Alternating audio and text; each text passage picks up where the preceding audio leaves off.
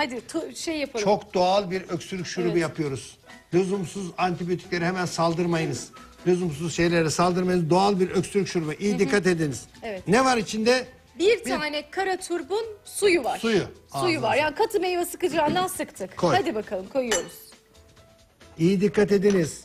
Şöyle Yarım bir kök zencefilin suyu. Zencefil. Bunun suyu. Suyu. Evet bak Evet. nasıl çıktı suyu. Sonra ne var? Yarım limon suyu var. Limonun suyu. Evet. Ve bir çay kaşığı da dut pekmezi var. Ama bunu harnut pekmeziyle de yapabilirsiniz. Ağzınıza sağlık. Evet, Keçi boynuzu yani evet, pekmeziyle keçi yapabilirsiniz. boynuzu, üzüm pekmezi Dut pekmezi olur. üzüm pekmezi olabilir. Biz dut pekmezini tercih ettik. Kara dut da olabilir. Kara Hepsi dut da olabilir. olur. Hepsi olur. Çevir. Hepsi olur. Bir Karıştır de böyle güzelce. çocuklarınıza değil mi tam böyle zamanında sabah Evet. bir tatlı kaşığı vermiştim ben kızıma. Akşam bir tatlı kaşığı verdim. Kardeşim. Ve onu kandırdım. Nasıl kandırdım? Böyle şurup şişesini hiç atmadım. Hemen onu da yapalım.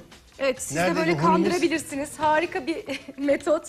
Herkese tavsiye ederim. Bunu doktor verdi içmen lazım dediğiniz zaman öyle güzel içiyor ki o çocuklar iyileşmek için. Bakın aynı şuruba da benzedi. Bakın. Şimdi onun içinde belli olmayacak ama şöyle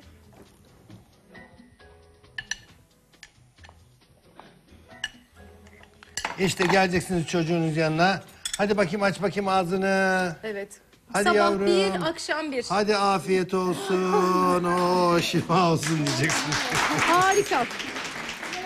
Nefis. Boğazı da yakıyor birazcık. Evet Ha, sen sevgili. de mi istiyorsun? Bana da ver diyor. Peki ablama da verelim.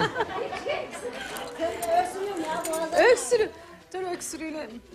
Aç bakayım Gel ablam ağzını. gel canım ablam. Yapmışsa belki şifa olur. Hadi şifa olsun. Ablam da 2 programa geldi ha. Kulağını tamir ettirdi. Bedenini tamir ettirdi. Bir de öksürüğünü giderdi. Oh.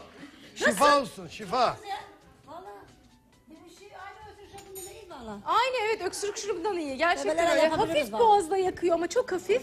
Yansın yansın. Ama buzdolabında tutuyorsunuz. Unutmayın sakın.